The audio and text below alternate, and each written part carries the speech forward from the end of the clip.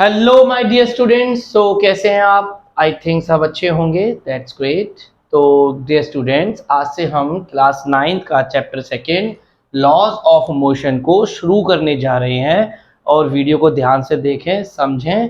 और चैप्टर बहुत आसान है, बड़े आसानी से आपको समझ में भी आ जाएगा। तो चलो स्टार्ट कर देते हैं, ज़्यादा टाइम वेस्ट ना करते हुए। तो बेटा, लॉज ऑफ मोशन को पढ़ने से पहले आपको सबसे पहले जानकारी होनी चाहिए अबाउट फोर्स, कि फोर्स क्या होता है। आप पहले भी ये टर्म पढ़ चुके हैं। तो फोर्स की एग्जैक्ट डेफिनेशन क्या है? तो force is an act of push और पुल, एक्ट ऑफ पुश और पुल which changes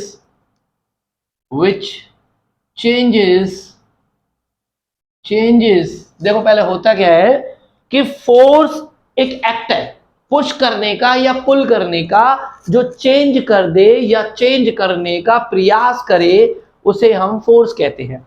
एक्ट मतलब जैसे कि आप अपनी लाइफ में ना कोई भी सिचुएशन सोच लो, आप देखोगे कि आप या तो आप पुश, कहीं भी फोर्स आप लगा रहे हो तो आप क्या देखोगे, या तो आप पुश कर रहे हो या फिर आप पुल कर रहे हो। सोचो, माइंड में बहुत सारी चीजें। सोचा? ओके। तो आप या तो वहां पुश कर रहे हो या पुल कर रहे हो। अब उसका इंपैक्ट क्या पड़ता है? उसका इंपैक्ट ये पड़ता है, आप उस बॉडी की स्टेट को या तो चेंज कर देते हो या चेंज करने का प्रयास करते हो। मतलब मान के चलिए कि सपोज एक बॉल आ रही है मेरे पास चलती हुई, मैंने उस बॉल को हाथ से रोक दिया तो उसकी स्टेट पहले क्या थी? मोशन में स्टेट थी। स्टेट वो केमिस्ट्री वाली नहीं लेनी है आपको, सॉलिड लिक्विड गैस। स्टेट आपको लेनी है जो हम पहले चैप्टर में पढ़ चुके हैं, state of rest, state of motion. तो मान लेते हैं कि बॉल है, वो बहुत दूर से चलती आ रही है और उसको हाथ से रोक दिया, तो उस बॉडी जो बॉल थी, बॉल की जो स्टेट थी वो मोशन में थी। अब मैंने उसको स्टॉप कर दिया, उसको रोक दिया, तो मैंने मोशन की स्टेट को रेस्ट में कन्वर्ट कर दिया। सिमिलरली बॉल मेरे रास्ते में पड़ी और मैंने उसको इस तरह से ठोकर मार दी। जब मैंने उसको किक किया तो बॉल जो रेस्ट में थी वो मोशन में आ गई, तो मैंने बॉल की स्टेट को चेंज किया। तो इस तरह से हम क्या करते हैं, it which changes the state. जो क्या कर सकता है, वो चेंजेस दी स्टेट, वो स्टेट को चेंज कर सकता है। दूसरा, टेंड्स टू चेंज, चेंज करने का प्रयास करता है। Tends to change the state, कि दी स्टेट, वो स्टेट को चेंज करने का प्रयास करता है। जैसे मान लो कि मेरे पास कोई एक बड़ा सा पत्थर रखा हुआ है और एक बच्चा है जो कोशिश कर रहा है इस बड़े से पत्थर को धक्का देने की, लेकिन वो मूव नहीं करा पा रहा। लेकिन कोशिश तो की, फोर्स तो लगा। इसका मतलब जब फोर्स लगा तो मतलब पत्थर नहीं सरका, लेकिन फोर्स तो लगा, तो दैट इज फोर्स। फिर आता है इसका इफेक्ट क्या पड़ता है, कहीं आप फोर्स अप्लाई कर रहे हो और उस फोर्स का क्या क्या इंपैक्ट पड़ता है। तो इफेक्ट उसके क्या पड़ेंगे? पहला इफेक्ट क्या है कि number 1, it can change state, कि ये इफेक्ट पड़ सकता है कि वो उसकी बॉडी की स्टेट को चेंज कर दे, कि रेस्ट को मोशन में ला दे या मोशन को रेस्ट में ला दे। एक तो इफेक्ट ये पड़ सकता है। दूसरा इफेक्ट क्या पड़ेगा कि जो ये है, इट कैन चेंज शेप। दूसरा, ये शेप को चेंज कर सकता है। बॉडी की शेप है, मान लेते हैं कोई एक आटा आपने लिया, गूदा हुआ आटा, जैसे कि घर में हम रोटी बनाने से पहले बनाते हैं, उसमें आपने से उंगली घुसा दी, तो जब आप उस आटे में उंगली मारोगे तो आपको 2 उंगलियां छप जाएंगी, और वो आटे की जो शेप पहले ऐसे हुआ करती थी वो कुछ इस तरह से 2 उंगलियों वाली शेप हो जाएगी। तो इस तरह से जो आपका फोर्स है वो स्टेट को चेंज भी कर सकता है। तो इस तरह से चीजें आपकी जो है फोर्स करेगी। इसके बाद आपके कुछ टाइप्स ऑफ फोर्स आते हैं। अगर आपको नोट करना है तो वीडियो को पॉज करके आप नोट कर लें। 1 2 3। Okay, I am going to rub it. 1 2 3। Okay, ज्यादा कुछ है भी नहीं, आई थिंक आप आसानी से इसको नोट कर सकते हैं। इसके बाद आता है टाइप्स ऑफ फोर्स। तो देखो, आपकी बुक, आपके सिलेबस के अकॉर्डिंग, क्लास 9 के सिलेबस के अकॉर्डिंग वैसे तो बहुत सारे टाइप्स हैं फोर्स के, बट यहाँ पे मेन 2 टाइप्स हम लेते हैं। अब तक आप बचपन में भी पढ़ते आएंगे, contact force, non contact force, बहुत सारे फोर्सेस के आपने टाइप पढ़े हैं। ग्रेविटेशनल फोर्स, यहाँ पे कुछ 2 अलग तरह के टाइप है। Number 1 balance force, balanced force, और नंबर 2 है आपका अनबैलेंस्ड फोर्स, अनबैलेंस्ड फोर्स। और बैलेंस फोर्स, अनबैलेंस फोर्स आप जानते हैं, मान लेते हैं आपने गेम खेला होगा कभी, रस्सा कसी वाला, ठीक है, उसको इंग्लिश में क्या कहते हैं, I don't know the name of that game. तो वहां आपने देखा होगा कि इधर से भी बंदे खींच रहे हैं, उधर से भी बंदे खींच रहे हैं, दोनों बराबर खींच रहे हैं, जो बीच में जो एक रिबन से लटका हुआ होता है वो रिबन कहीं मूव नहीं कर रहा, तो वहां जो फोर्स लग रहा है उसे बैलेंस फोर्स कहते हैं। या मान लो कि मेरे पास एक ब्लॉक है, इस ब्लॉक को एक बंदा यहां से धक्का दे रहा है ऐसे, और एक बंदा मान लो यहां से धक्का दे रहा है ऐसे, और दोनों बंदे सेम ताकत लगा रहे हैं। ये भी यहाँ फोर्स लगा रहा है सपोज 10 न्यूटन का, और ये भी यहाँ फोर्स लगा रहा है 10 न्यूटन का, तो तब ये ब्लॉक कहीं मूव ही नहीं करेगा। यानी कि बैलेंस फोर्स का मतलब क्या होता है कि जहां पे नेट फोर्स आपका जीरो हो जाए, जिस बॉडी पे नेट फोर्स जीरो है वहां बैलेंस फोर्स है। आप फिलहाल अभी अपनी जगह पे जहां बैठे होंगे, मान लो चेयर पे बैठे हो, बेड पे बैठे हो, जमीन पे बैठे हो, आप रुके हुए हो अपनी जगह पे, यानी आपके ऊपर लगने वाला नेट फोर्स जीरो है, तो इसीलिए आपके लगने वाले सारे फोर्स बैलेंस्ड होंगे। जैसे सपोज आप चेयर पे बैठे हो, तो जमीन की तरफ एक फोर्स लगेगा आपका mg फोर्स, आपका ग्रेविटेशनल पुल जो जमीन अपनी तरफ खींचेगी वो, उसको बैलेंस करने के लिए चेयर आपके ऊपर एक नॉर्मल फोर्स लगाएगा। तो इस तरह के फोर्सेस की वजह से वो बैलेंस रहेगा और आप भी बैलेंस ही रहोगे। दूसरा होता है अनबैलेंस फोर्स। अनबैलेंस फोर्स क्या है, मान लो एक खटिया है और वो खटिया आपकी कागज की बनी हुई है और आप उस खटिया पे बैठ गए, तो होगा क्या, तो आपको पता है नीचे से जो नॉर्मल फोर्स लग रहा है ना वो ना के बराबर हो जाएगा आपके ऊपर, लेकिन आपका mg ज्यादा हो जाएगा और आप उस खटिया में से उस कागज को फाड़ते हुए नीचे निकल जाओगे, तो वहां आप कह सकते हो अनबैलेंस्ड फोर्स होगा। अनबैलेंस्ड फोर्स के जनरल लाइफ में बहुत सारे एग्जांपल्स हैं। आप लिफ्ट में चल रहे हो तो लिफ्ट का जो नॉर्मल फोर्स है वो ज्यादा है, आपका लगाने वाला mg फोर्स कम है, इसलिए आप ऊपर की तरफ चढ़ रहे हो। या मान के चलो कि आपके ऊपर बहुत सारा वजन लगा दिया, तो वहां पे भी आपका फोर्स जो है वो अनबैलेंस फोर्स होगा। इस समझ में आया? तो ये होता है आपका like balance force and unbalance force. इसमें आपको समझने वाली चीज़ें ज़्यादा हैं, तो आप कृपया ध्यान से समझें। इसके बाद आपका आता है न्यूटन के लॉज ऑफ न्यूटन। तो मैं एक बार चेक करता हूँ कहीं वीडियो रुक तो नहीं गई अपने आप ही। तो चलो वीडियो ओके की रिपोर्ट में है एंड ठीक है, okay. So next is Newton's laws of motion. ये बहुत ही इंपॉर्टेंट है, न्यूटन के लॉ हर जगह पूछे भी जाते हैं। तो सबसे पहले हम डिस्कस करते हैं न्यूटन का फर्स्ट लॉ। न्यूटन ने अपने फर्स्ट लॉ में बताया कि every body continue its position of rest और पोजीशन ऑफ मोशन अनटिल और unless external force is applied, कि कोई भी बॉडी अपनी रेस्ट की पोजीशन को और मोशन की पोजीशन को तब तक बनाए रखेगी जब तक कि उस पर कोई भारी फोर्स काम ना करे। ठीक है, तो जब तक उस पर कोई भारी फोर्स काम ना करे, तो जब तक उस पर कोई एक्सटर्नल फोर्स नहीं लगेगा, बॉडी अपनी पोजीशन की रेस्ट को और मोशन की पोजीशन को तब तक बनाए रखती है। तो अगर आप लिखना चाहें डेफिनेशन लिख लीजिए कि every body continue its position of rest और uniform motion until external force is applied. External force is applied. तो न्यूटन ने अपने फर्स्ट लॉ में ही बताया था। इसका एक मैथमेटिकल फॉर्म भी होता है कि अभी आप नहीं जानते, लेकिन फोर्स निकालने का एक फॉर्मूला होता है मास इनटू में एक्सेलरेशन। जहां F है आपका, ये है फोर्स एंड ये आपका होता है एक्सेलरेशन, जिसको आप अच्छी तरह से जानते हो।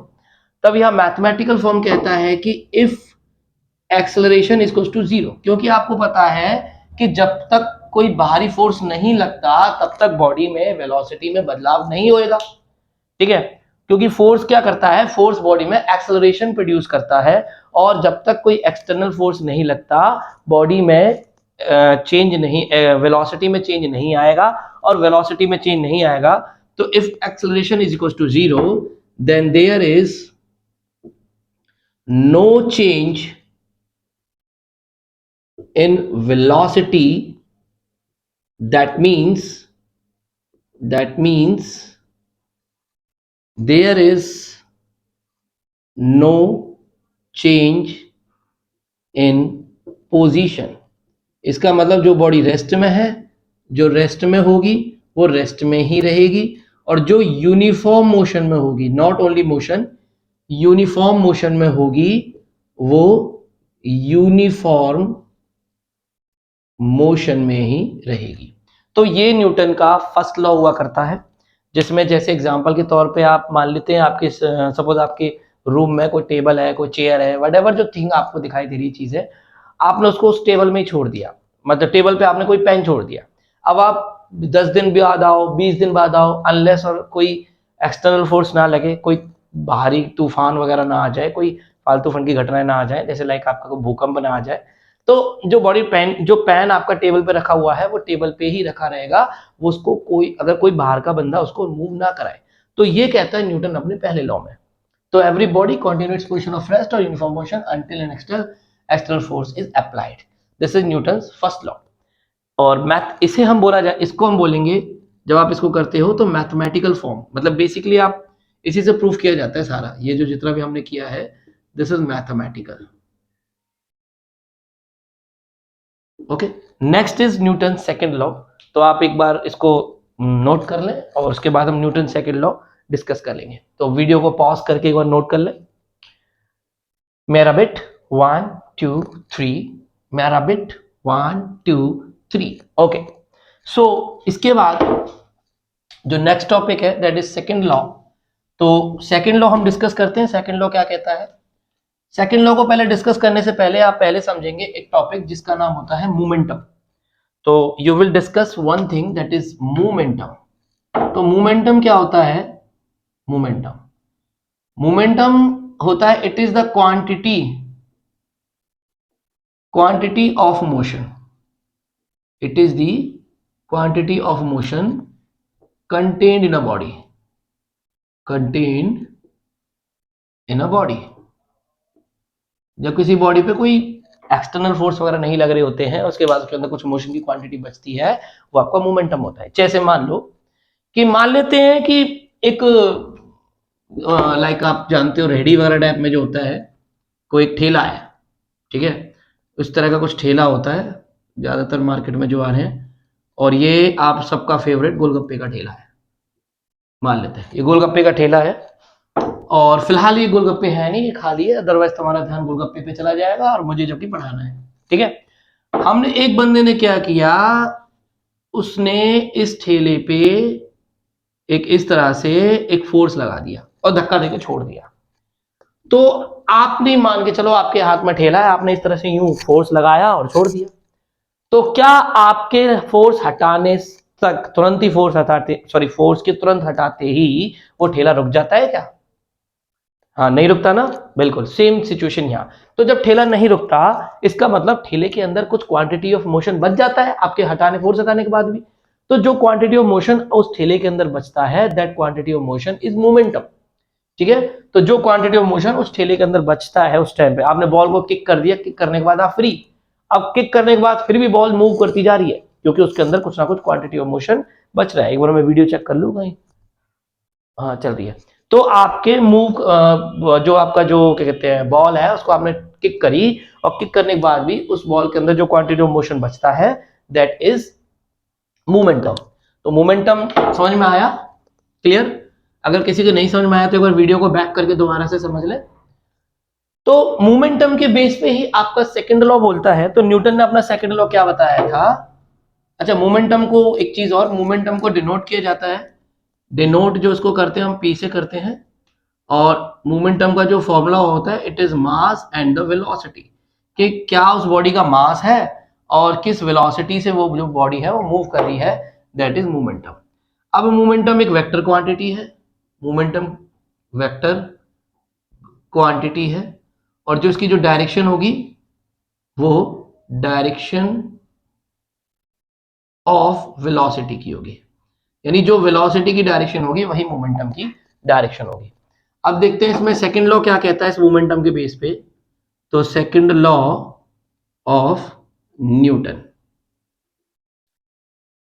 बाकी फोर्स के बारे में हम डिस्कस करें, और फोर्स के बारे में आपको बताता हूं कि जो फोर्स की जो यूनिट होती है वो न्यूटन होती है। I forgot to tell you about this thing, मैं ये बताना भूल गया था। तो फोर्स की जो यूनिट होती है वो न्यूटन होती है, ठीक है।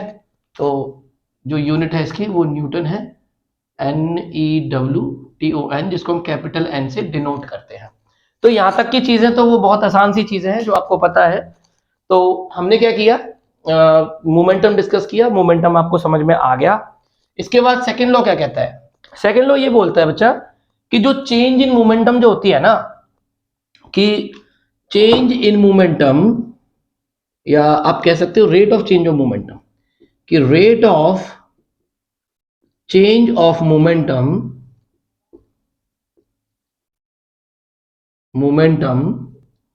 is directly proportional to force applied, कि rate of change of momentum is directly proportional to force applied.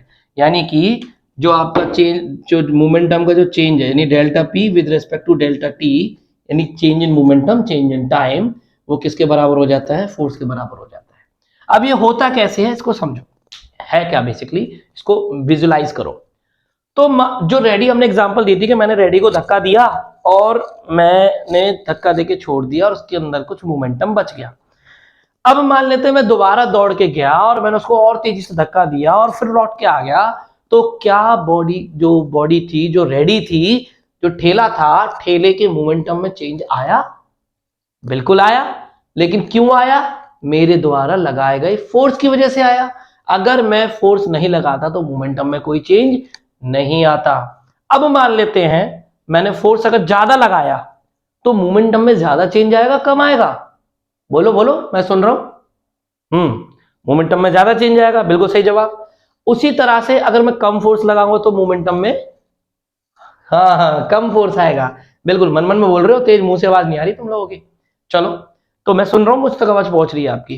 तो अब मैंने ज्यादा फोर्स लगाया तो ज्यादा चेंज आया, कम फोर्स लगाया तो कम चेंज आया। तो वही वो कह रहा है, जो मोमेंटम में जो चेंज आ रहा है वो फोर्स पे डिपेंड कर रहा है। फोर्स ज्यादा लगाओगे तो मोमेंटम में ज्यादा चेंज आएगा, फोर्स कम लगाएंगे तो मोमेंटम में कम चेंज आएगा। तो ये था न्यूटन का सेकंड लॉ। इसके बाद इससे हम प्रूफ करते हैं F इक्वल्स टू ma, वो मैं अभी बाद में प्रूफ करूंगा। अब हम डिस्कस करते हैं न्यूटन का third law.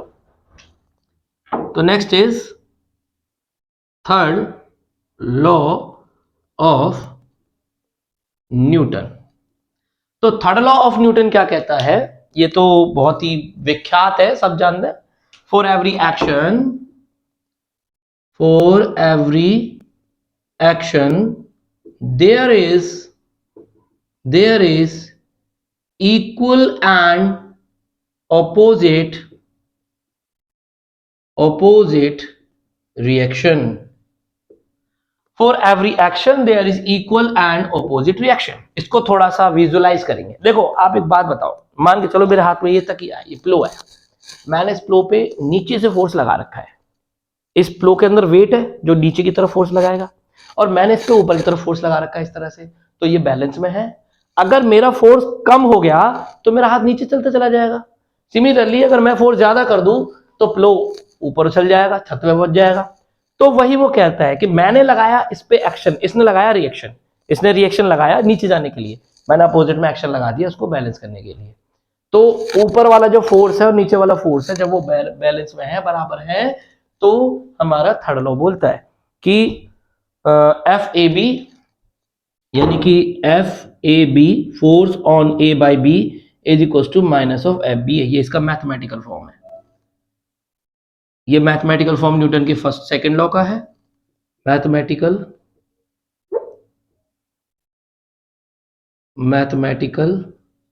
Form of second law. Similarly ये mathematical form of third law. तो इस तरह से मैथमेटिकल फॉर्म है, ये सेकंड लॉ का मैथमेटिकल फॉर्म है, ये थर्ड लॉ का मैथमेटिकल फॉर्म है। तो थर्ड लॉ क्लियर हुआ। थर्ड लॉ को इसको और भी आप समझ सकते हो। मान के चलो आप चेयर टेबल पे बैठे हो ना, आपने एक्शन फोर्स किया, mg फोर्स लगाया किसी टेबल पे, मान चलो आप चेयर पे बैठे हो, तो आपने चेयर पे एक्शन फोर्स लगाया बैठते समय, तो चेयर भी आपको बैलेंस करने के लिए रिएक्शन फोर्स लगाती है।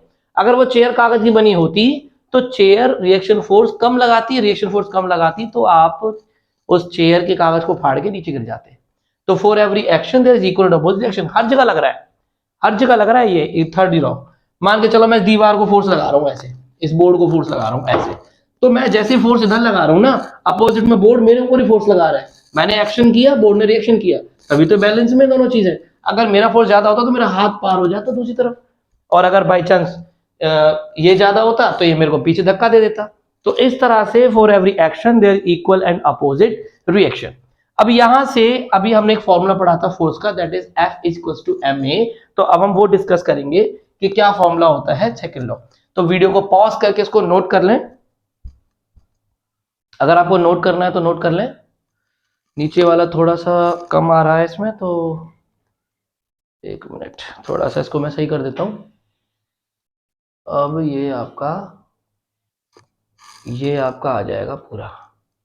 तब तक आप इसको नोट कर लें वीडियो को पॉज करके, मैं इसको ठीक कर देता हूं।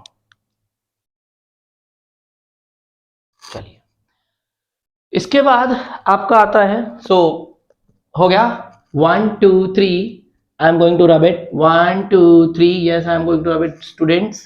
ओके, सो थर्ड लॉ आपका कंप्लीट। अब हम रिलेशन निकालेंगे between mass, force, acceleration, force and acceleration. तो देखिए, तो जो नेक्स्ट टॉपिक है हमारा रिलेशन बिटवीन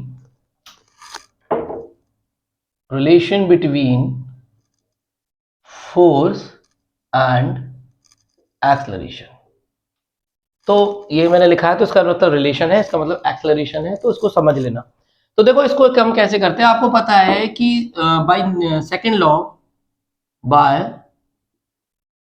लॉ तो सेकंड लॉ ने क्या बताया था आपका, जो डेल्टा पी है यानी change in momentum upon change in time equals to जो है वो डायरेक्टली प्रोपोर्शनल टू एफ को होना चाहिए। ठीक है, या इज इक्वल्स टू एफ है हमारे पास, वहां डायरेक्टली प्रोपोर्शनल था लेकिन हमने उसको इक्वल टू कर दिया था, तो इज इक्वल्स टू एफ। यहां से आप इसको क्या करेंगे, P2 माइनस में P1 अपॉन T2 माइनस में T1 is equals to F. P2 यानी कि आपका क्या हो जाएगा, मास बॉडी का अगर सेम होता है तो mv2 माइनस mv1, क्योंकि P is equals to, because P is equals to m into में v, आपने ऑलरेडी डिस्कस किया हुआ है। तो mv2 माइनस mv1 अपॉन, और T2 माइनस T1 को हम T लेते हैं, that is equals to f। यहां से अगर आप m कॉमन ले लेते हैं तो ये आपका क्या बन जाएगा, v2 minus v1 upon T, और ये हमने पहले भी पढ़ा हुआ है पहले चैप्टर के अंदर कि जो v2 माइनस v1 होता है वो एक्सेलरेशन होता है, तो m इंटू में a is equal to f। तो this is the formula relation between f m and a। तो this is your relation between f m and a। Video को पॉज करके एक बार इसको नोट कर लें, अपने नोट्स में बना लें। हो गया, वीडियो को पॉज करके नोट करें। ओके,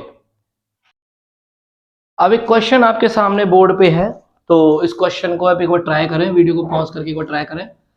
वो ये कह रहा है कि a body of mass 60 kg has a momentum 300 kg metre per second. जो मोमेंटम की जो यूनिट है वो एक बार वो और देख लीजिए, हमने फॉर्मूला निकाला था मोमेंटम का, दैट इज मास इनटू में वेलोसिटी। तो देखो मास की यूनिट आप सभी जानते हो हम किस में लेते हैं, किलोग्राम में, क्योंकि एसआई यूनिट किलोग्राम है, वो हमने पहले डिस्कस किया हुआ है। और जो वेलोसिटी की यूनिट है that is metre per second. तो आप इसको क्या लिखेंगे, kilogram into metre per second, यानी कि केजी मीटर सेकेंड इनवर्स 1, ये दो यूनिट ऑफ द मोमेंटम है। तो मोमेंटम की यूनिट ये आती है आपके सामने। अब वो ये कह रहा है कि इसकी वेलोसिटी आपको बतानी है क्या होगा। तो पॉज करके ट्राई करें। हो गया, हो गया, चलिए देखिए, तो सॉल्यूशन देखो अब इसका। तो देखो सिंपल सी जो चीजें आपको गिवन होती है ना, सबसे पहले वो लिख लो, write all the values that is given to you.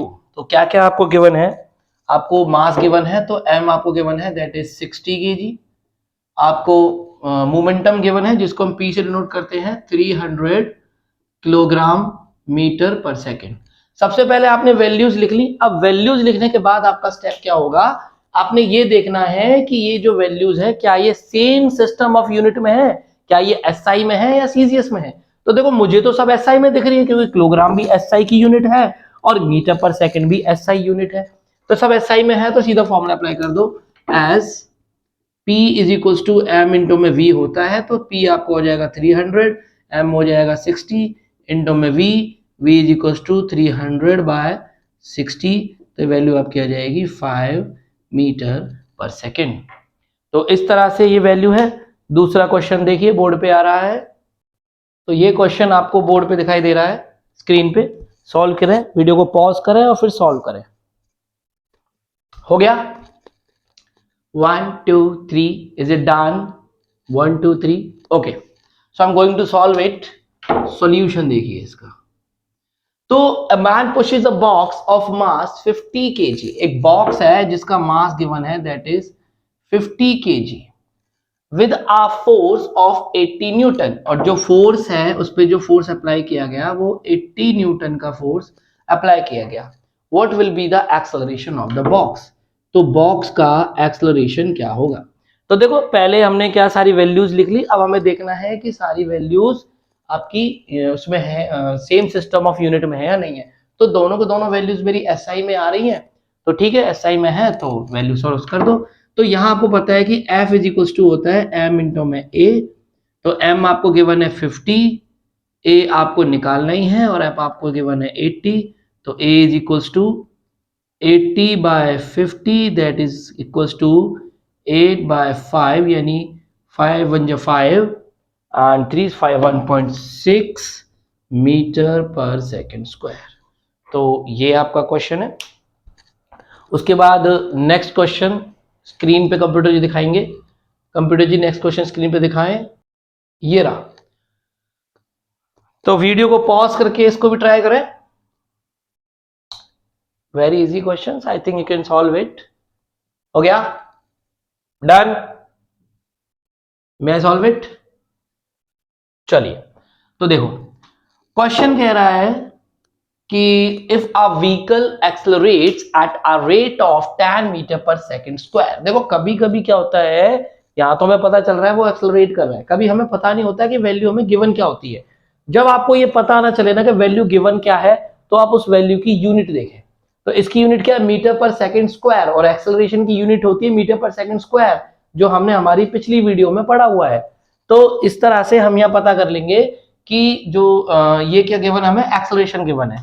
तो आप क्या लिखेंगे, यहाँ ए गिवन है आपका 10 metre per second square after applying a force equal to 50,000 newton. उसके बाद जो फोर्स गिवन है दैट इज 50,000 न्यूटन। पूछता है find the mass of the vehicle, vehicle का मास बताना है, यानी कि आपको m की वैल्यू बताना है। आपको पता है F इज इक्वल टू होता है m इंटू में A। m आपको गिवन है नहीं गिवन है, F गिवन है, F को रख दो। 50,000 is equals to m into में a है आपका 10, तो m की वैल्यू हो जाएगी 50,000 डिवाइडेड बाय 10, इससे कट जाएगा दैट इज 5,000 kg। तो इतने किलोग्राम जो है व्हीकल का मास है। तो आज हम इतना ही करते हैं, आप इसकी नोट्स बना लें और इसको पढ़ें, और नेक्स्ट टाइम हम अभी इसी टॉपिक पे जो न्यूमेरिकल्स हैं अभी हम वो सॉल्व करेंगे। आगे और न्यूमेरिकल के क्वेश्चंस मैं आपके लिए लेके आऊंगा जिसको आप सॉल्व करेंगे, और कुछ एनटीएससी लेवल के भी न्यूमेरिकल्स हम डिस्कस करेंगे। तो मेहनत करते रहें, do a hard work and be a good human being. Thank you for all of you.